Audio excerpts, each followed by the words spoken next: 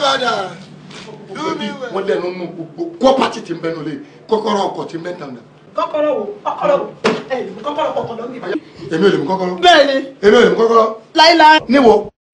Níwọ̀. Mi ò ní fún yín. Mú kọ́kọ́rọ́ fún mi. Mi ò ní fún yín. Fún mi kọ́kọ́rọ́. Mi ò ní fún yín. Fún mi kọ́kọ́rọ́. Ṣé mi? Ọlọ́pàá mi mọ̀ wá dúpẹ́. Níbo ló ti rọ́kọ̀? Ayé mi o. Ti yé báyìí. Tí wọ́n bá wọn kó.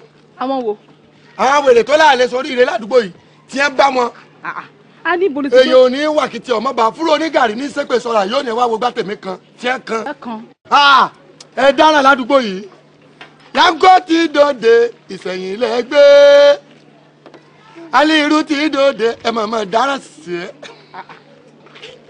Wo bí owó bá dé èèyàn máa ṣe ń jìrìn. Bó bá wù mí mo lè rìn bí arọ, bó mo lè ṣe bí abúké. Ẹ̀yin ará àdúgbò. Káàlì mo lè tọ́lọ́ sí i. Sẹ́rí. Ẹ mọ̀ pé èèyàn wà. Ẹ̀yin tá ní ọ̀lẹ́ sórí ire. Ọmọ náà wọ́n ní ẹgbẹ́ tọ́ílẹ̀tì. Tí mo tún fowó rà ló tún wá fi gbọ́ mọ. Kí sókè ló wá dúró ṣe. Ọ̀bọ náà bóyá mo sì máa gbọ́ náà bọ̀. Kò máa mọ̀ pé nìkan ò wá o. Ọjà òyìnbó. Kò máa mọ̀ pé nìkan ò wá o.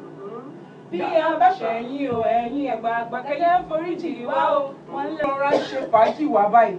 Òun ni àwọn alágbélébù kan máa wọlé ǹsìn. Wọ́n á ní àwọn fẹ́ tẹ́ Jésù sílẹ̀. Àwọn wá fẹ́ gbé pílò lé lórí. But olórí burúkú wo ló wá allocate mi máa wọ̀nyàn tájọ sí sátọ̀. Wọ́n máa pè mí náà kékeré mi ò fi gbádùn rárá.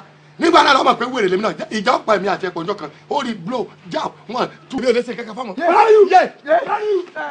Oníyọ̀ wa mẹ́lẹ̀ kan gbà tó ń polówó. Ó ti yọ̀ kọ́ ṣúgà ni o.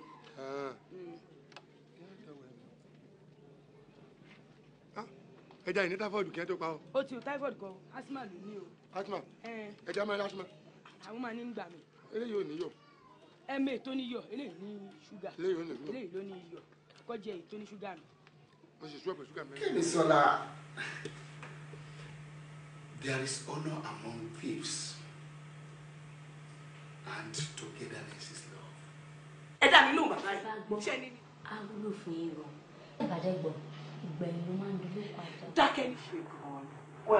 Ọ̀rọ̀ mi ò ní pọ̀ ní tí ò yé Kẹ́misọ́lá ní wípé ayé àti ẹ̀gbọ́n Ògúngbè tèmi ń tiro. Ayé à ń tiro Ògúngbè